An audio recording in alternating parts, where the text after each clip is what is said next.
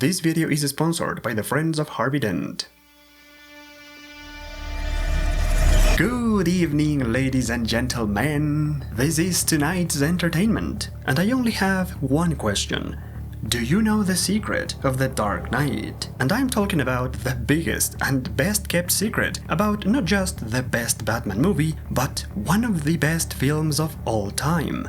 Whether you like it or not, The Dark Knight was a huge landmark in pop culture, and for that reason there is an endless stream of content about the movie. From documentaries to video essays, scientific papers, online reviews, analysis, books, parodies, and so much more media that it's hard to believe that nobody has talked about this until now. For many years, I've studied the long, fantastic, and complicated history of Batman, and do you know what I've realized? If I say that The Dark Knight is the greatest Batman movie, nobody panics because it's all part of the plan. But if I say that the little old Batman comics are actually responsible for the success of the movie, everyone loses their minds. All they care is about the movie. But these comics deserve a better kind of recognition, and I'm gonna give it to them. So let's introduce a little anarchy, let's upset the established order, and let's talk about the dark secret of The Dark Knight. And now that the dramatic intro is out of the way, I'd like to apologize in advance for only using stills of the movie. I just don't have it in me to deal with the BS copyright system of YouTube anymore. But if you'd like to see the full vision of the video, then head over to my Patreon and enjoy it in all of its glory. Now, on to the video. And here we go. One of the greatest things The Dark Knight does as soon as it starts is that it sucks all of us into the world and the story with this amazing bank heist sequence. It's exciting, it's entertaining, and most importantly, it's one hell of an introduction to the new version of the Joker, giving us a clear picture of how serious and dangerous he is. A clear picture of the Joker, which is in fact the first comic book adaptation of the movie. Even though Heath Ledger's Joker looks nothing like the classic comic book Joker, this new look was actually taken from one of the most obscure and forgotten comics called Batman: Gotham Noir. This is an Elseworlds graphic novel from 2001, written by Ed Brubaker with art by Sean Phillips. The story takes place in the 1940s, and it's a very grounded and serious detective story. For that reason, the character design of this Joker is quite realistic. He's just a normal guy with pale skin and long wavy hair, but most importantly, he gets big scars in his mouth after being attacked by gangsters. I think it's very obvious that this Joker was the inspiration for Heath Ledger's Joker, or maybe it was the Joker from Batman number 663. In this comic, written by Grant Morrison, the Joker is recovering from a deadly injury in Arkham Asylum, and when the bandages come off his face, we get to see his new look, as artist John Van Fleet illustrates his face with ghastly scars in the corners of his mouth. This comic came out early on in 2007, just a few months before The Dark Knight started filming, and although the filmmakers have never mentioned any of these Jokers as their inspiration, there is undeniable evidence that they did use the Joker from Batman 663. Heath Ledger was an insanely dedicated actor, and for his role as the Joker, he kept a diary full of clippings and notes about his character, and in one of those pages, he kept this exact same Joker. And I believe it goes even further than that, as the masks that the Joker's thugs use in the movie look identical to one of the clowns from the comic. And speaking of the Joker's henchmen, this opening sequence where the Joker carefully kills all of them one by one also seems to be inspired by Batman 663. In this comic, the Joker uses Harley Quinn to kill all the former members of his gang, killing them one by one, until it's only Harley and Joker in Arkham, where he then tries to kill Harley and become the last clown standing. So the whole idea of Joker killing his men was taken from this comic. Or maybe it was taken from Batman number 251, the classic Joker story from the 1970s called The Joker's Five-Way Revenge, where he kills 5 of his former thugs one by one, just like he kills his 5 henchmen in the movie. The very first scene of the movie perfectly captures the essence of the Joker with this masterclass in comic book adaptation, so it makes perfect sense that this was the only part of the movie to be adapted into a comic book. Ever since 1989, DC Comics published official comic adaptations of all the Batman movies. This was a common practice all throughout the 90s and early 2000s, when even terrible movies like Catwoman got its own comic. Batman Begins also got one, but starting with The Dark Knight, DC Comics ended that tradition, and instead they only adapted the first scene into a 10-page mini-comic that was created as part of the massive marketing campaign for the movie. This mini-comic was only released as part of a limited edition DVD and Blu-ray set of Batman Begins, and it's practically impossible to find a copy of this ultra-rare and obscure piece of Batman history. As the opening scene comes to an end, the movie then introduces Batman, who shows up to stop some gangsters and the Scarecrow, as well as a bunch of Batman copycats, a group of concerned citizens that have become inspired by Batman to fight crime. And this was of course taken from The Dark Knight Returns. In this 1986 classic tale by Frank Miller, the members of the mutant gang that have been terrorizing Gotham decide to abandon their criminal ways after Batman brutally defeats their leader, and instead they start a brand new gang of vigilantes called the Sons of Batman. Just like in the movie, the Sons of Batman are violent and brutal, using weapons like shotguns to fight crime until Batman stops them, destroying the shotgun and calling it the weapon of the enemy, in one of the most symbolic and iconic moments of that story, which was also adapted in The Dark Knight, as Batman bends and destroys the rifle from one of the fake Batmen. Now, besides The Dark Knight Returns, there are not many other stories that showcase normal people inspired by Batman to become vigilantes. In fact, I can only think of one other story where that happens, and it is called Batman: Journey into Night. This 12-issue limited series written by Andrew Helfer takes place in the early days of Batman, and it explores this idea of Batman inspiring normal people to become vigilantes. This story shows us the negative consequences of people taking the law into their own hands and how Batman deals with that responsibility. This story came out in 2006, around the time the movie started pre-production, so it's possible they took something from this comic as well. What they did take from the comics though was the idea of Batman living in a penthouse apartment in the middle of Gotham. In the Batman comics of the 1970s, Bruce Wayne moved out of Wayne Manor and started living in the penthouse of the Wayne Foundation building, creating a second Batcave in the basement, almost exactly as what happens in the movie. Then we are finally introduced to Harvey Dent, the idealist DA of Gotham played by Aaron Eckhart, and what I still can't believe to this day is that in the first appearances of Two-Face back in the 1940s, Harvey got his face destroyed, but in the end it was restored thanks to the famous plastic surgeon called Dr. Eckhart.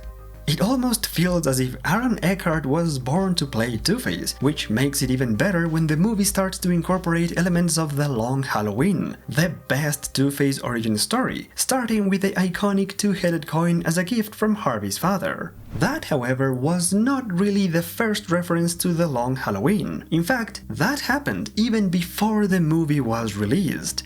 The Dark Knight had one of the biggest and most iconic marketing campaigns, and as part of this viral marketing, they created a website called whysoserious.com in 2007. This website would only show a Halloween pumpkin carved with a bat signal, and a candle that burned slowly over time. Eventually, the candle was gone and the pumpkin started to rot on one side, all of which is a direct reference to the first and the last covers of Batman: The Long Halloween. This classic storyline is really the only one that ever gets the proper credit for inspiring the movie, as many of the references are way too evident, like the first meeting between Dent, Batman and Gordon, the three heroes who form an alliance to fight the organized crime, a moment which was adapted down to the lines of dialogue. There is also the warehouse with a pile of money from the mob that burns to ashes, and the phrase "I believe in Harvey Dent." Even the movie's most iconic plot twist, when Gordon dies only to come back later as part of a master plan to capture the Joker, was also taken from The Long Halloween.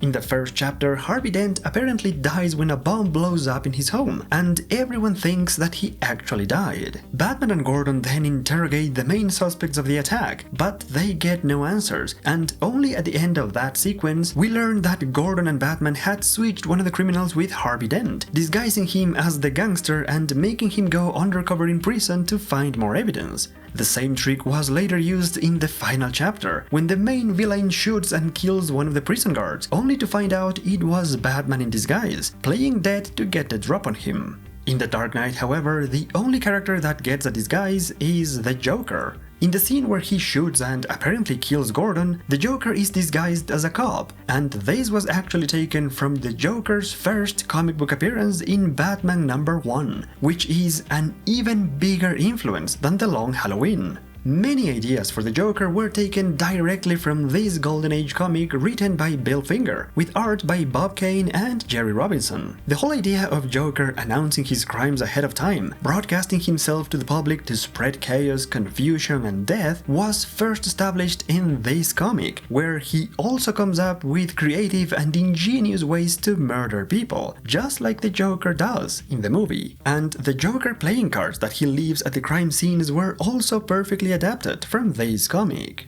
The only thing that couldn't really be adapted was the iconic Joker Venom from the comics, which leaves the victims with a hideous death smile on their faces. That is the sign of the Joker, but since the movie Joker was different, the sign had to be different too. Instead of using Joker Venom, this Joker cuts his victims, leaving them with the same scars he has, and then paints their faces with his own makeup, essentially creating the Dark Knight's version of the sign of the Joker. Batman #1 also sees the gangsters of Gotham coming together to set up a trap for the Joker, and that seems to be the inspiration for this moment of the movie, where this gangster places a bounty on the Joker's head, only to become the Joker's victim himself. The first crime of the Joker in the comic also happens at midnight, as the Joker announces that he would kill his first victim when the clock strikes 12. And ever since then, this has become a classic trope of the character, which was also used in the climax of the movie, when the Joker announces he would blow up 2 boats full of people, exactly at midnight. And speaking of the climax, this happens in a building that is still under construction, and in the final fight, Joker almost falls to his death until Batman saves him. And once again, this is almost identical as the first climax from Batman #1, where the Joker fights Robin in a building that is still under construction and then almost falls to his death until Batman saves him. In the comic, the Joker is then taken to prison, where he pulls out a bomb that was conveniently hidden in one of his teeth to blow up the prison and escape. And yes, this was also used in the movie, when the Joker gets himself arrested and then makes the phone call that triggers the conveniently placed bomb that allows him to escape.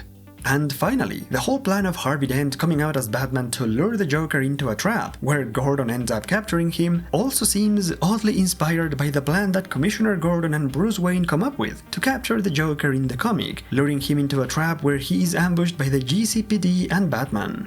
So as you can see, Batman #1, the first appearance of the Joker, is one of the major influences to almost every Joker moment in the movie. The whole idea of the Joker as this evil, cold and calculating killer comes straight out of this story, and the movie perfectly captures the chaos, the uncertainty of the Joker's evil plans, making us feel the danger through the Joker's haunting musical theme and the unbelievable performance of Heath Ledger. It's fascinating watching the Joker when he starts to explain how he got his scars, and every time he tells a different story. It's amazing when the Joker goes to meet Harvey and he gaslights and manipulates him, going on about how he doesn't have a plan, how he only does things for chaos, with this very convincing monologue. Even I was convinced it was all true, when in reality he's lying through his teeth. But Heath Ledger made such a great performance that he makes us believe everything, even the urban legends of how he improvised scenes on the spot. Heath Ledger truly became the unreliable narrator that the Joker is supposed to be, and he did it thanks to the comics. Back in 2007, Heath Ledger said in an interview that as part of his preparation, he was given Arkham Asylum and The Killing Joke to study the character of the Joker, and the influence of these graphic novels is quite evident, particularly The Killing Joke. Just like in that story, the Joker of the movie has multiple choices for his origin story, and he also believes that everyone is as broken as he is, that everyone can go mad, and he sets out to prove it, trying to break the soul of Gotham by making everyone go through one bad day, and actually breaking Harvey Dent. The Killing Joke was another big influence on this movie, and it shows. Christopher Nolan and his team really pulled everything they could out of the comics, down to the most obscure references, like the name Melvin White, which Batman finds after reconstructing the fingerprints of a criminal associated with the Joker. Now, I know this name might not ring any bells, but the Joker had at least 2 henchmen called Melvin in the comics. The first Melvin was from Batman number 251, The Joker's 5-Way Revenge, and the second Melvin was from issue number 50 of Legends of the Dark Knight. 2 different stories, 2 different Melvins, and 1 name that made it into the film. It is also not a coincidence, because the second story is a retelling of the Joker's first criminal activities, where the first thing that he does is meeting with the gangsters of Gotham to get them to join his upcoming criminal rampage, exactly like in the movie. And now, moving on from the Joker, there's also the scene where Batman crashes the Batpod and lies on the street unconscious, as one of Joker's thugs tries to take off his mask, but instead gets electrocuted. This moment was taken from the second chapter of Batman Hush, where Batman falls down to the street and is knocked out, when a bunch of thugs try to unmask him but only manage to get themselves electrocuted by the security system of the Batsuit. And then, after all these comic adaptations, there's the transformation of Harvey Dent into Two-Face, which is oddly different from how it normally happens. In almost every origin story of Two-Face, Harvey Dent gets his face destroyed when a criminal throws acid to his face. That is the most consistent version of Two-Face's origin all throughout the Batman history, except for one Batman comic from the 1950s. In Batman number 81, Harvey Dent tries to stop a bunch of criminals, but he gets caught up in a big explosion that burns half of his face, turning him into Two-Face once again. That origin story is very similar to what happens in Batman the Animated Series, where Harvey Dent becomes Two-Face after a big chemical explosion destroys half of his body. However, I know for a fact that Nolan was not inspired by any of these 2 origin stories for the origin of Two-Face, but before I go into that rabbit hole, I first need to talk about the 1989 Batman movie. Every time I watch The Dark Knight, I get this feeling of watching a twisted version of the 1989 Batman movie by Tim Burton, especially when it comes to the Joker. A lot of the Joker scenes in The Dark Knight feel like these dark reflections of Joker scenes from the 1989 movie. Take for instance the first meeting with the gang leaders of Gotham. The whole underworld of the city is gathered in the same place, and the Joker tells them about his plan going forward. And then, the only gangster who dares to stand up against the Joker is the first gangster to die at the hands of the Joker. That is exactly what happens in The Dark Knight. The plot details are naturally different, but the concept is exactly the same. The Dark Knight is a story about the Joker's rise to power, showcasing the transition between the traditional criminals into a city dominated by freaks and supervillains. And while this idea was of course taken from Batman The Long Halloween, the execution of it is closer to what happens in the 1989 Batman movie. In both films, the Joker takes down the members of the mob one by one, taking over their territory and operations until he becomes the top criminal of Gotham. In The Dark Knight, the Joker even makes his intentions very clear when he says, "This town deserves a better class of criminal." And that phrase always reminds me of the Joker of 1989 when he tells his henchmen, "This town needs an enema."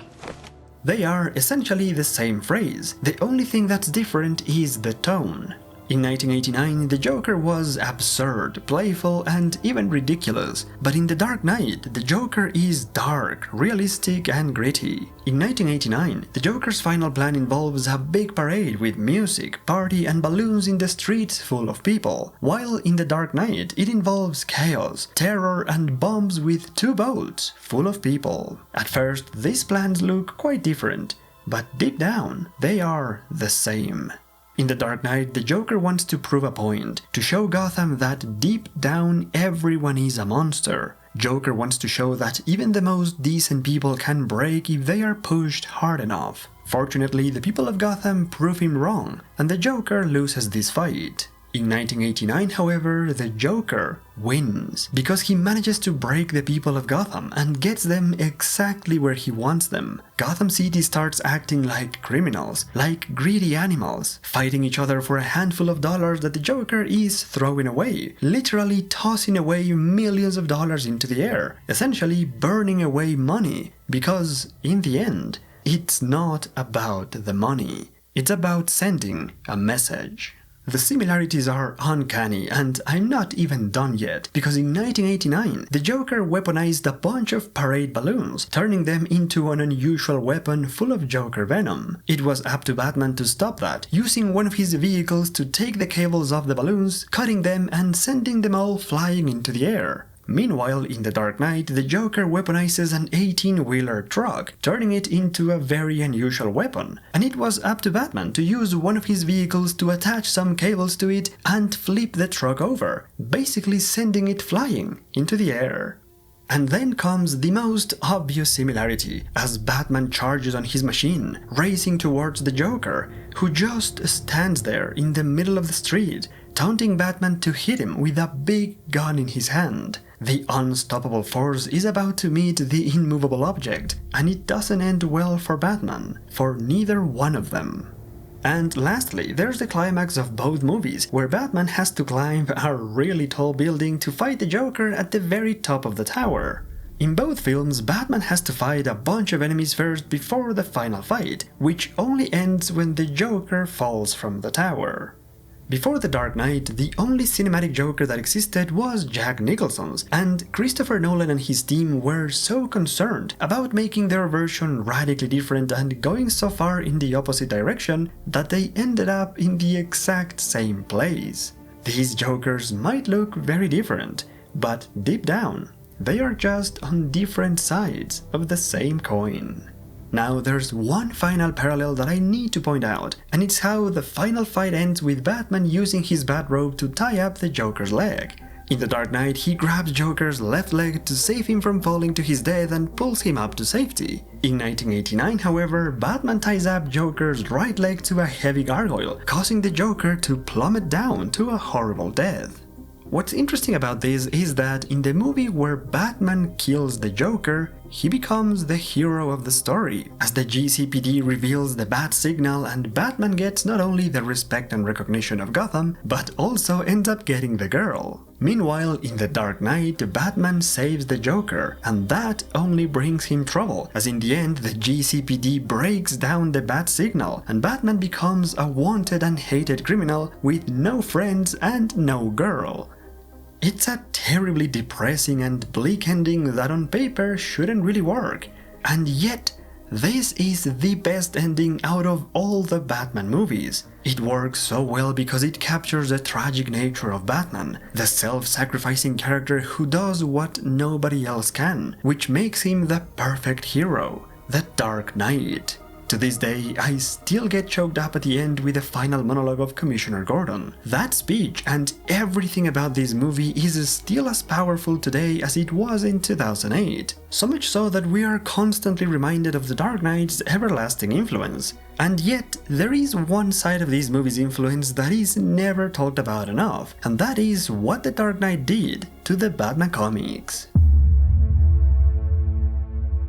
Every time a new superhero movie comes out, the comics inevitably try to follow the popularity of the film. When Batman Begins came out in 2005, DC Comics started a very misguided effort to make the Batman comics as similar as they could to the new movie, which resulted in the awful crossover called Batman War Games. As I explained in that video, this story didn't work at all. So when the marketing for The Dark Knight started in 2007, DC Comics took a different approach.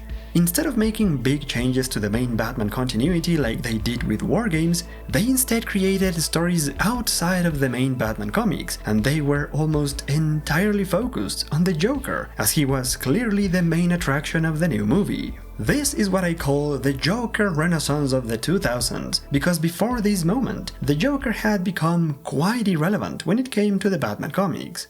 Before The Dark Knight, the last time Joker truly made an impact in the Batman mythos was in 1999, when he killed Sarah Gordon at the end of No Man's Land. After that moment, the Joker didn't really have any other stories in the first half of the 2000s. The only relevant Joker story was the 2005 graphic novel Batman, The Man Who Laughs, which was created as a sequel to Batman Year One, and all because of the small Joker tease at the end of Batman Begins. But besides that one, the Joker didn't have significant stories for the first half of the 2000s. However, all of that changed in 2006, when the Joker started appearing more frequently in the main Batman comics. By that time, it was already announced that the Joker was going to be the big villain of the next Batman movie, so the main Batman writers of the comics, Grant Morrison and Paul Dini, started using the Joker more frequently. The real influence of the movie, however, started to become very evident in the fall of 2007 and the early months of 2008, when DC Comics published the storyline called Lovers and Madmen. This storyline was published in Batman Confidential, a new comic book series that showcased the early days of Batman as a crime fighter, and the story presents a brand new origin for the Joker. Every previous Joker origin story is now thrown out the window, and instead the Joker is introduced as Jack, a very chaotic criminal who just wants to see the world burn. In one scene, Jack crashes into a costume party and grabs an innocent woman as a human shield against Batman, unaware that she is also the girl that Bruce Wayne is dating and falling in love with. Basically, this story recreates the party scene from the movie, and it gets even better, because Jack then stabs the girl, and a very angry Batman throws a couple of really sharp batarangs, cutting Jack exactly in the mouth and giving him the same scars as the Joker from the movie. The story then finds a way to put Jack through the chemical bath that finally turns him into the Joker, at least keeping that element as part of the origin story. However, the final fight then takes place in the rooftops of Gotham, until Batman realizes that the Joker has hung dozens of innocent victims upside down to the side of the building, and he threatens to cut them all, challenging Batman to save them. So basically, Batman and Joker fight at the top of the building while a bunch of people wait to be saved, just like in the movie. Not only that, this is also a story of Batman dealing with the responsibility of having created the Joker, although here he is much more directly responsible than in the film. This story was published months before the movie was even released, which makes me think that DC Comics had the script for the movie, and that they published these comics so early in order to have the trade paperback ready by the time the movie was finally released. And I think that because in the same month that the movie came out, DC Comics also published a big pile of comics that were definitely influenced by the movie. The first one of those was Joker Asylum, a 5-issue miniseries that showcased one different Batman villain in each chapter. However, the gimmick of the series was that all the stories were told by the Joker, as he becomes the host of each chapter. The first one features the Joker telling a story about himself, where the art style shows us a dark and gritty version of the character, quite similar to his movie counterpart. In the story, the Joker hijacks a TV game show where the players have to face deadly challenges. By the end, however, the Joker reveals that none of the players were ever in real danger, and the only reason he did all of this was to show to the world how ugly and disgusting the producers of the show are, by letting him go on with the show just to get ratings.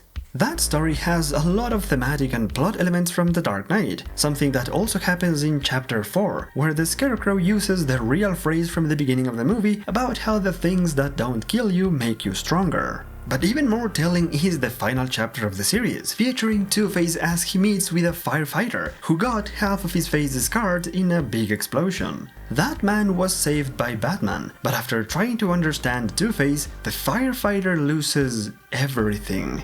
Or maybe not. The greatest thing about this story is that it leaves the ending up to us to find out with the flip of a coin. And that's why this is the best chapter of Joker's Asylum.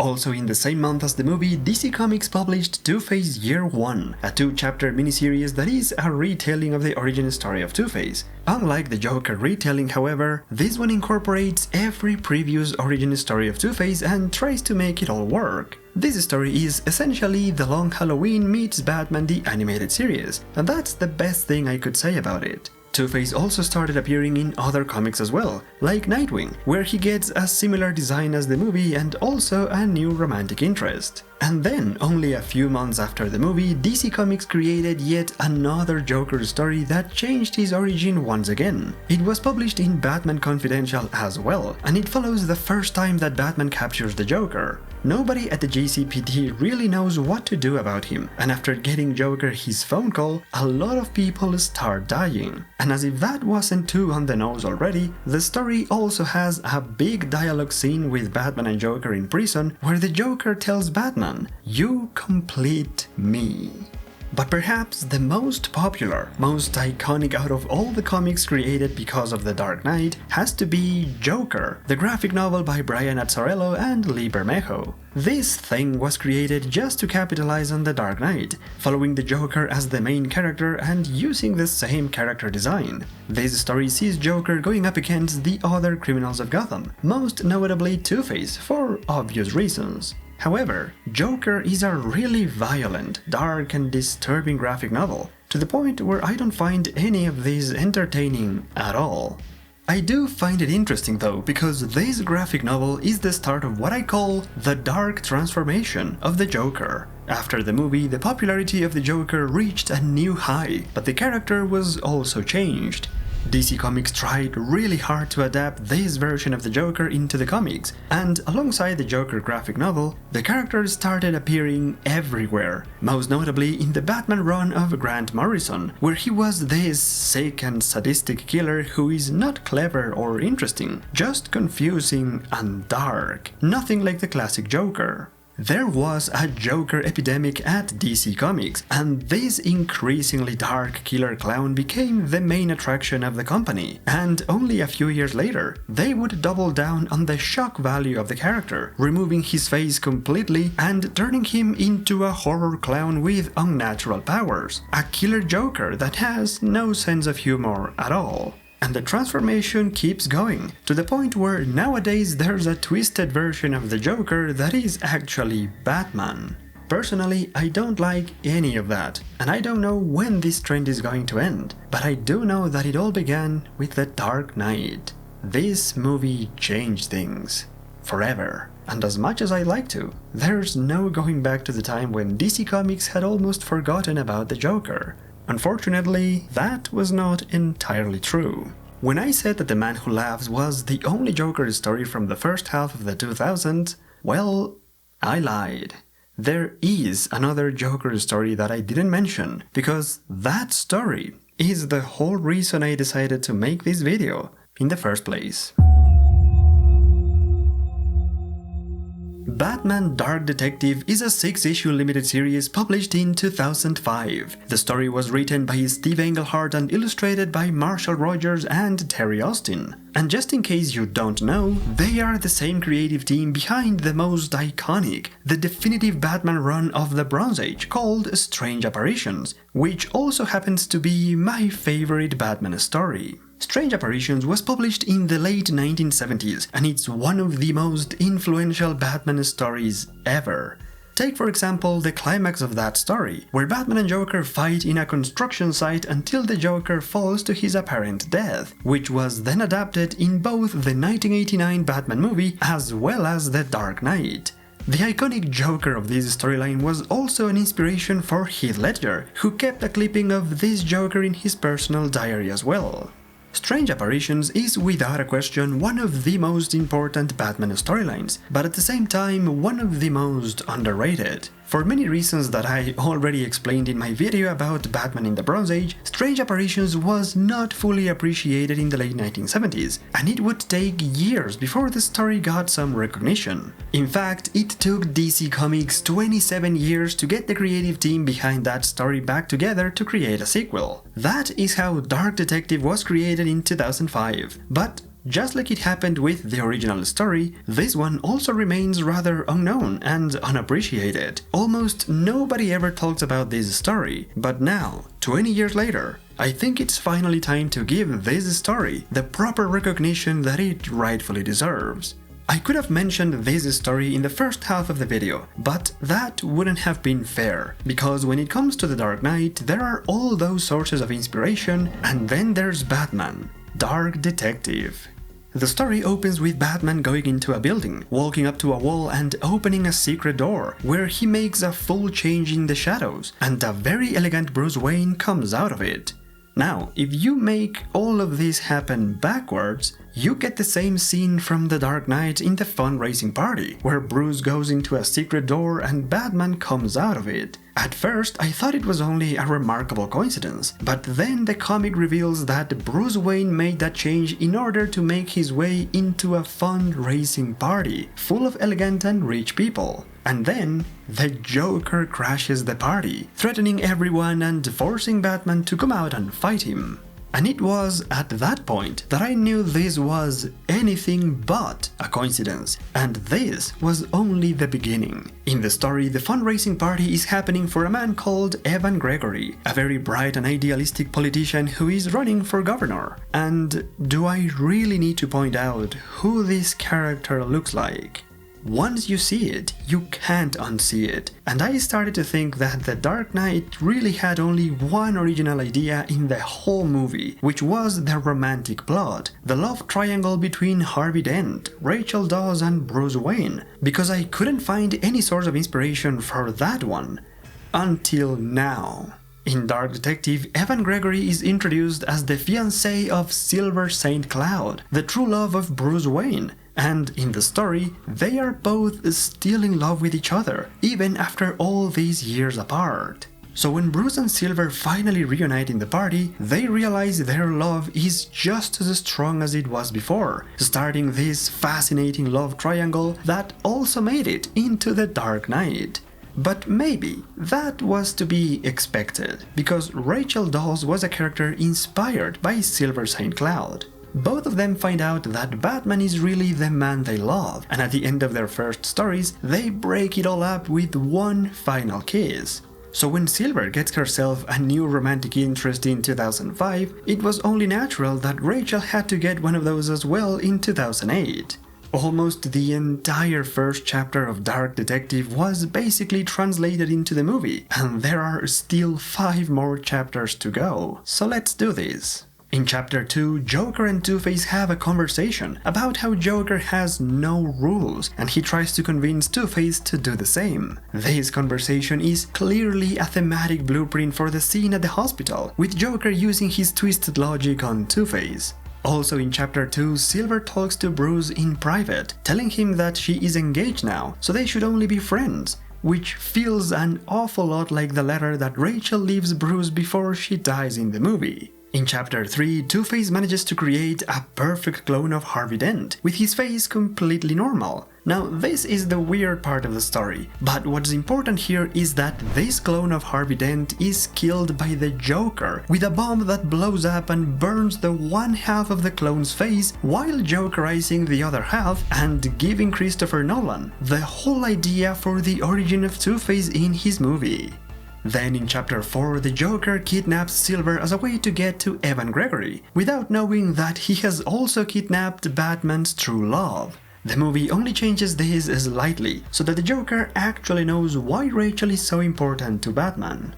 In Chapter 5, the Joker keeps Silver as a hostage, and as he starts explaining himself to her, he goes on this big monologue with many themes and ideas that were also taken and translated into The Dark Knight. In that chapter, the Joker says, "I've always been smarter than everyone else," and in the movie that becomes, See, I'm not a monster. I'm just ahead of the curve. in the comic, the Joker says, "I love murder. I love the look in their eyes, looking only at me. In those moments, I am what I was meant to be." And in the movie, that becomes, You see, in their last moments, people show you who they really are. in the comic, the Joker says, "I am a force of nature, a force of the mind, and I must have a counterforce." And in the movie, that becomes, This is what happens when an unstoppable force meets an immovable object. Silver even asks Joker why he wants to kill Batman, and the answer that Joker tells her, as well as the reaction he has, is all identical to how the Joker reacts in the movie to that same question. I could really go on and on about the Joker moments from chapter 5, but this chapter was not only about the Joker. Two-Face also makes an appearance, as he is still recovering at the hospital from the explosion that killed his perfect clone. And it is here that he gets an unexpected visit from Batman. This moment, from the arrangement of the hospital room to the camera angles, everything looks identical to the scene where Batman goes to check up on Harvey at the hospital. And at the end of chapter 5, when the Joker finally realizes that Silver is actually more meaningful to Batman, he is just as delighted as the Joker from the movie when he finds out the truth about Rachel. And all of this leads us to chapter 6, the grand finale of Dark Detective, where once again the Joker's big dialogue becomes essential for the Dark Knight. In the final fight, the Joker asks Batman, "Where would you be without me? I make you what you are." And in the movie, that becomes, What would I do without you? You complete me. But we are not done yet, because as Batman fights the Joker, Evan Gregory decides to be the hero and goes into the Joker's lair to save Silver. But in the end, he falls for one of Joker's deathly death traps and he loses his right arm and leg. In other words, Evan Gregory gets half of his body chopped off. He sacrifices half of himself going up against Joker, just like Harvey Dent. And that leads us to the end of Dark Detective. At least Christopher Nolan and the rest of his team didn't touch the ending, right? Well, you should know better by now. After the final fight, the Joker leaves to fight another day, and Batman has to save both Silver and Evan from the Joker's traps. Batman has two choices, and after saving Silver first, he then goes for Evan, but it's too late for him. Two choices and a big dilemma that were very well incorporated into the movie as well. In the end, Evan Gregory doesn't die like Harvey Dent, so that's already a different ending, right? Not exactly. Because although Evan survives in the end, what doesn't survive in this story are the chances that Batman had of ever being with Silver again. In the last pages of Dark Detective, Batman makes that difficult decision to leave Silver, telling her that after the tragedy that Evan has just gone through to save her, he is going to need her now more than ever. Of course, Silver doesn't understand or agree. She doesn't want to leave Bruce because she loves him, but as much as he loves her too, he tells her that he can't stand the pain of waiting for her. Batman realizes that Evan needs his true love, and he sacrifices his own chance at love and happiness just because he can take it. Batman is the self-sacrificing hero that Evan deserves, but not the one that Silver needs right now. I'm not gonna lie, that ending sucks all kinds of ass, but it's the exact same thing that they did at the end of The Dark Knight, and the only reason it works in the movie is because they changed the love interest for Gotham. Those are the details that makes the ending different, but deep down, on the fundamental themes and ideas, they are the same. And that's not just me saying it. The writer of Dark Detective, Steve Englehart, has on his website multiple pages explaining how much of his work was literally strip-mined for the movie, and without giving him or his creative team any credit. When I read this comic, I couldn't believe how much the movie took from it, even changing the title of Dark Detective to Dark Knight. When I realized that, I felt like Alfred when he found out what Rachel's letter said, and I knew I had to make a choice. Just like Alfred, I could have burned the letter and made a video talking about how perfect the Dark Knight is. I could have been like Commissioner Gordon when he told Gotham how great Harvey Dent was, because sometimes the truth isn't good enough. Sometimes people deserve more, right? That's the logic of this ending, telling lies to keep up the illusion and reward the faith of people. But as great as those words sound at the end of the movie, all of those lies only created problems in the long term, because eventually someone comes to expose the truth and shatter everyone's illusions. And that's me right now. I feel like Bane, coming now many years later to break the illusion that The Dark Knight is this original masterpiece. But believe it or not, That's not what I'm here for. Really, I didn't make this video to show how the movie is not original and how it is basically a ripoff. I don't want to ruin the movie for anyone. I don't want to kill it. What would I do without it? And that's not a rhetorical question. I genuinely don't know where would I be without The Dark Knight. Because you see, this movie completes me. And what I mean by that is that this movie is literally the whole reason I'm here in the first place. Let's wind the clocks back 17 years, back to 2008. The Dark Knight was just released and I was only 17, a lost teenager who had never picked up a Batman comic in his life. But after watching The Dark Knight at the movie theater, all I could think of was to read all the Batman comics I could get my hands on. And so I did. The Dark Knight ignited my passion, my obsession with the Batman comics for over half of my life at this point. It all started when I was 17, and now, 17 years later, it all comes back full circle. And it feels as if The Dark Knight got me started on the Batman comics so that one day I would come back to where it all began, in order to show everyone that the movie is not successful just because of the good director, or the tight script, the best practical effects, the most exciting soundtrack, or even the greatest performance of our generation. While all of that is true, the main reason The Dark Knight works so well is because of all the comics that inspired it. This is the best Batman movie because it draws a lot more from the comics than any of the other Batman films. And yet, The Dark Knight came out in a time when comic books and comic creators didn't get any credit for the movies they inspired. The big companies not giving credit to the right people has always been a problem for the Batman comics since the very beginning. So when I saw this happening again with the most successful Batman movie ever, I knew I had to do something about it, even if it was only a silly YouTube video. Because that is what I do, and the only reason I do it is because of The Dark Knight. This movie changed my life forever, and no matter what happens, I will always love it for that. It was one of those things that happens only once in a lifetime, and it's only thanks to The Dark Knight that I found my calling, my purpose in life, which may not be much in the big picture, but it means everything to me. The Dark Knight is a fucking phenomenal movie because it introduced me to the world of the Batman comics, and it's the main reason that all of us are here right now. And nothing else matters.